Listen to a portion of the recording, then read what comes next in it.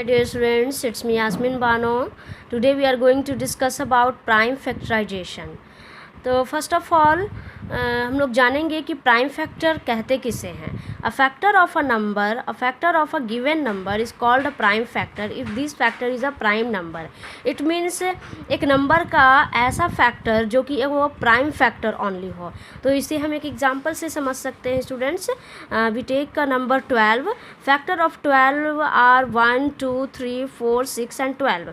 ये already you know कि 12 का जो फैक्टर होगा इट मीन्स कि 12 एक नंबर जो है वो किससे किससे डिविजिबल होगा. तो 1 से वो डिविजिबल होगा तो 1 12 का फैक्टर होगा. 2 भी फैक्टर होगा, 2 से भी ये डिवाइड हो जाएगा, 3 से भी डिवाइड हो जाएगा, 4 से भी, 6 से भी एंड 12 से. तो ये लास्टली 12 से डिवाइड हो जाएगा. तो ये फैक्टर 12 के ये हो गए. अब इनमें से ये इतने सारे फैक्टर हैं बट इनमें से प्राइम नंबर कौन सा है. ओके स्टूडेंट्स, प्राइम नंबर हमें ढूंढना है. तो प्राइम नंबर आप जानते हैं कि उसे कहते हैं जो खुद से कटे और बस 1 से कटे. तो 2 और 3 इसमें से आपको ऐसा नंबर दिख रहे हैं कि वो प्राइम नंबर हैं. तो ये हमारा प्राइम फैक्टर हो जाएगा 12 का. ओके स्टूडेंट, तो प्राइम फैक्टर ऑफ 12 क्या हो जाएगा 2 और 3. तो आप समझ गए होंगे.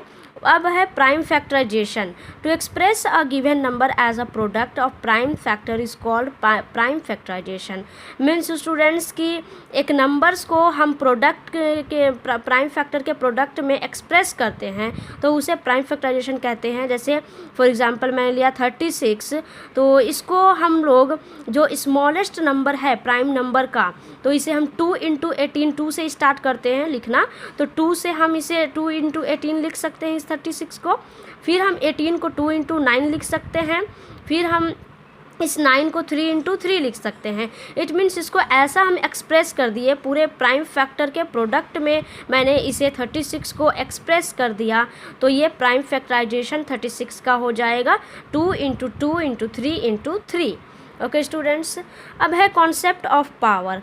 पावर का जो कॉन्सेप्ट है स्टूडेंट, जितने टाइम्स कोई भी नंबर आएगा तो उतना उसके ऊपर उस नंबर के ऊपर उतना टाइम्स वो लिखा जाएगा तो वही वो पावर कहलाता है. और इसे हम रीड इस तरह से करते हैं.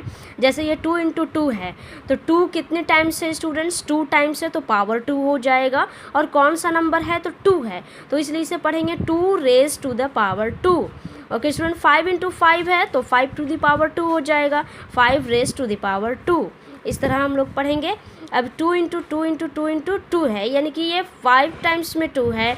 तो ये नंबर पहले हम लिखेंगे यहाँ पर, उसके बाद जितने टाइम्स आया है उतना टाइम्स को लिखेंगे. तो ये मेरा पावर हो गया 2 raised to the power 5.